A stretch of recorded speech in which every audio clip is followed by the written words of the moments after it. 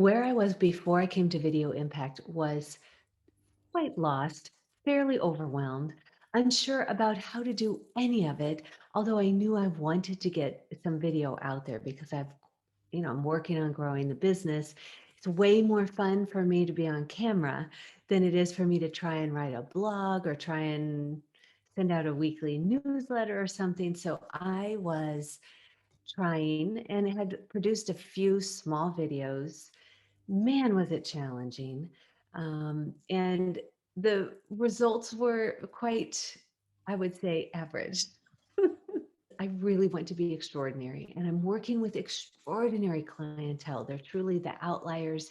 So, really being part of Video Impact has been an amazing experience. The fun part was how great you did at creating this container with a small group where it was confidential, where we got to practice with each other, share our videos, kind of face our own fears about being on camera and perfect the craft of being on camera. I was always amazed at your skill, the depth of knowledge that you had, and very impressed and loved it because I'm a coach as well, to just see how you held the group.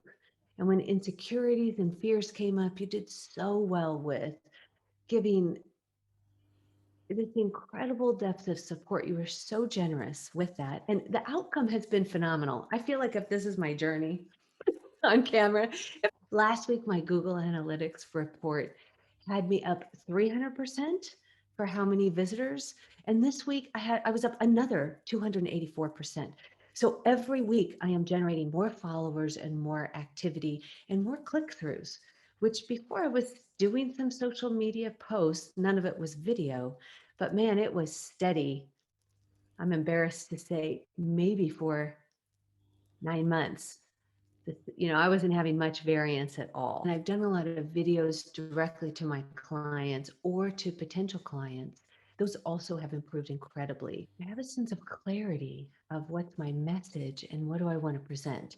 So when I started, I would always be like, well, I think I'll talk about this. And then I would practice recording, deleting, recording, deleting, recording, deleting, just trying to figure out what to say. Now, after class, I've got a script that I'll work with. All the light, all the sound is handled, and I know it looks great. Yesterday, I had somebody respond to one of the videos I was in who I met a year ago who said, oh my gosh, I can't believe how beautiful this is.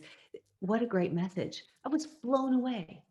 One of the things that you did really beautifully and that I am so grateful for when I think about video impact and my own kind of internal battle with perfectionism, that internal wrangling, was to always bring it back to how can you make this fun?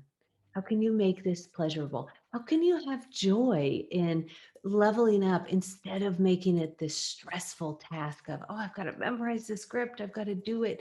And I think that would have totally, without your support, I don't think I'd be producing videos at all, because I think that would have just sucked me into this freeze place. I often joke that the flip side of perfectionism is procrastination. And I think I would have just stalled out. We had a group member who totally locked up. And live in front of all of us in the class, you brought out this amazing story from her.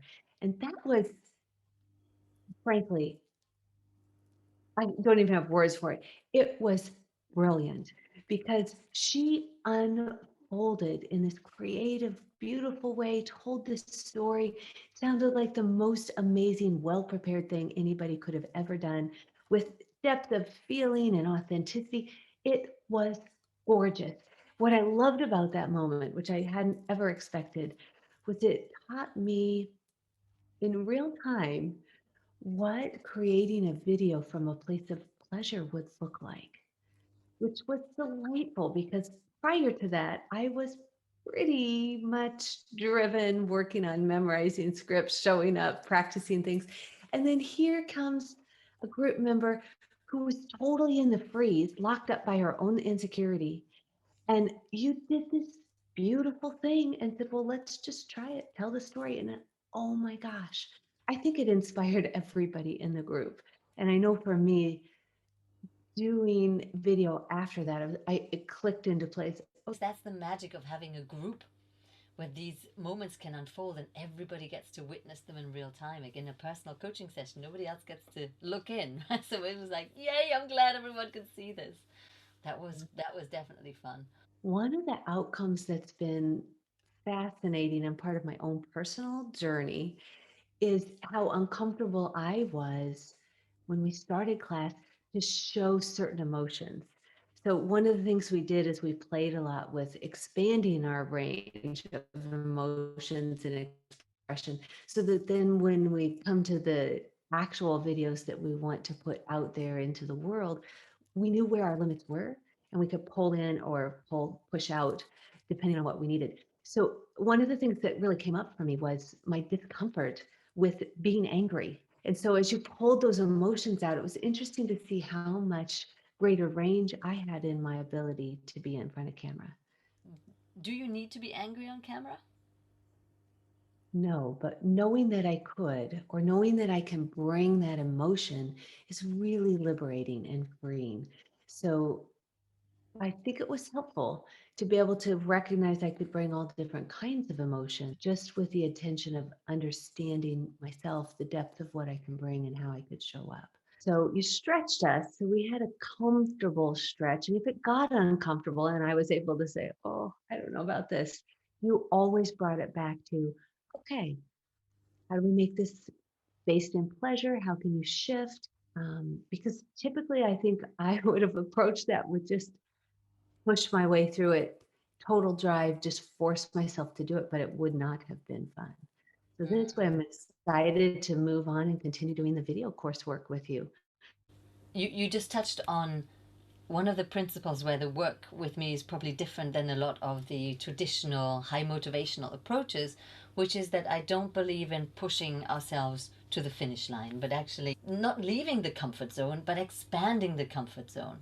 We want to see people who enjoy themselves on camera because every emotion that you have transmits to the viewer. So the more we're like, ugh, in pushing and forcing mode, the less enjoyable it is for the viewer. So So now that we've had video impact, I continue to just chuckle at people. So I'll see Zoom interviews, people like famous people, movie stars on a Zoom interview on, I don't know, TV or something on YouTube. And their background, their presence, it looks awful.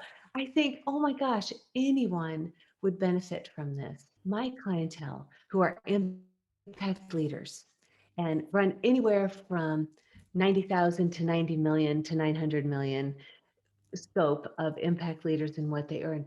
I think even my clientele would benefit because so much of business now is on Zoom. Anybody trying to build a business in this day and age needs to be on camera. I would not have believed that or said that with as much conviction 4 months ago before the class because I didn't realize because the first videos I made didn't have much impact.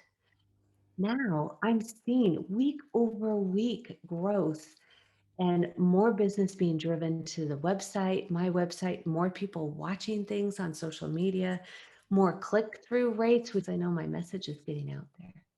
This class is so valuable. Uh, for me, even how I show up in front of my clients, in front of my team, the people who work for me, I'm constantly having people say that they're noticing my presence is different, that they're able to connect with me better. I had someone who I worked with, and we had about maybe a 2 month break before we saw each other again. And it was while we were in Video Impact. That individual stopped me and said, wait, hang on a second. What is going on with you? You look amazing. He actually said, you are totally rocking the Zoom thing right now. What are you doing differently? And I have to tell you, that has happened repeatedly. Even even Rich Litvin said, wow, I just love to see how beautifully you show up. Really powerful. And I have so much more depth, ability, desire, willingness to show up and be more of who I am. And I certainly believe what the world needs is more people who are authentically living their joy. More of that is going to make the world a better place.